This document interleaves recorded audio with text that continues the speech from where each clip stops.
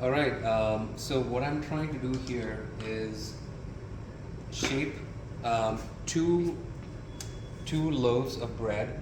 This has been bulk proofing in the fridge for about 2 days. So, and what I've done is actually just like a clean flour surface. I've just basically it was sitting in this dish bowl, and I took it out. And what I'm trying to do is just shape it a little bit. So, just expanding it out a little bit. I floured the surface quite a bit, and so stretching this out a little bit with my dough scraper, you can just cut it roughly in the middle in two parts. So what I'll do is, so that the dough doesn't stick to the dough scraper, I'm gonna just flour a little bit of the surface where I'm going to chop it, and I'm going to just try to cut it in two parts. Okay, so these are going to represent two different loaves. All right, what I'm going to do is just stretch it, stretch it a little bit, and fold it on itself, so that I create a little bit of this tension. Okay, and then I'm going to invert it and just try to stretch and shape it a little bit. Okay.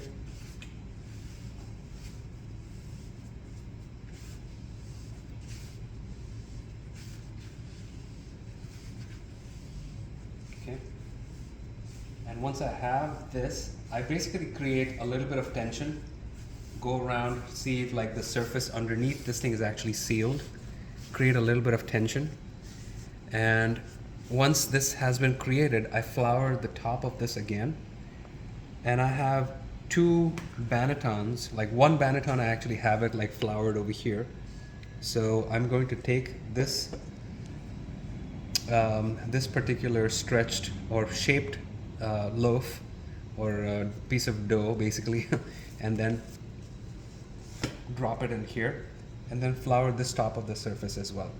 So ultimately, like this has enough flour. It already had flour, and I'm going to flour the sides of it, so when it actually sits there and proofs, it doesn't stick to the banneton. Okay, I'm going to do the same thing, and I'm going to put this on the side. Since I have two and I don't have two bannetons, I'm just going to put the other one in this floured cloth, and I'm going to do exactly the same thing that I did.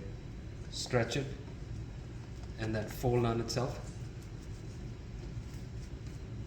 And we'll do this thing for the last one as well.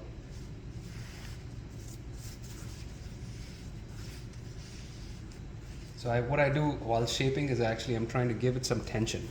So I turn it around, hold it, and I'm like pulling it back. So when I pull it back a little bit, it creates like a seal underneath the dough.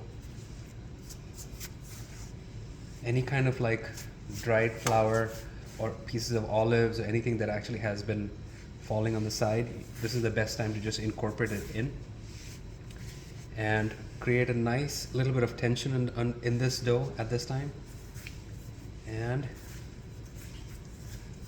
that's it. Same thing, top it up with flour again, and this is going to go back again in the fridge so that this can actually be ready to be just popped in the oven when I'm ready to bake.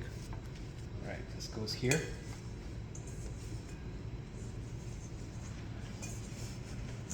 Do not really sit properly, but okay.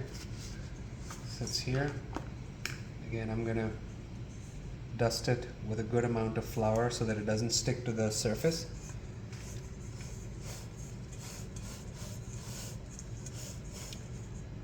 Okay, all right, and that is it. And basically now these will again sit in the fridge, and I'll just use it and put it back in the oven when I'm ready to bake it. All right, good. Thank you.